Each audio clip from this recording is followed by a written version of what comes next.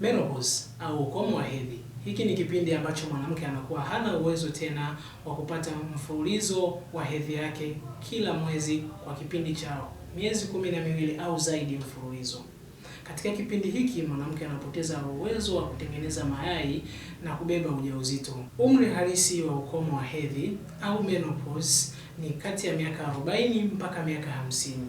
Iwapo itatokea mwanamke akapata menopause au ukomo wa hedhi kabla ya miaka 40, hii huitwa menopause ya mapema au early menopause, au kwa lugha nyingine inaitwa premature menopause.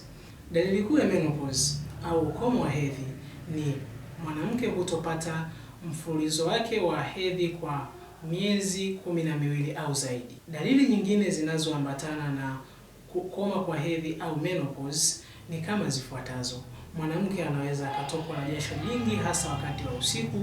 Mwanamke anahisi ukavu katika sehemu zake za siri, yani katika uke wake.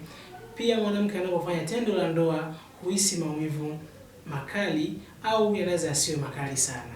Lakini dalili nyingine ni mmomonyoko wa mifupa au kwa kitaalamu ikijulikana kama osteoporosis. Hali hii huenda ikapelekea mwanamke kupata mivunjiko ya ghafla mara kwa mara. Ili kupunguza ukali wa menopause, mwanamke anatakiwa kufanya yafuatayo.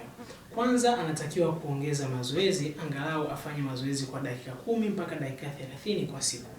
Pili, kurekebisha mlo wake na kuhakikisha anakula mlo kamili na mlo uliokuwa sahihi.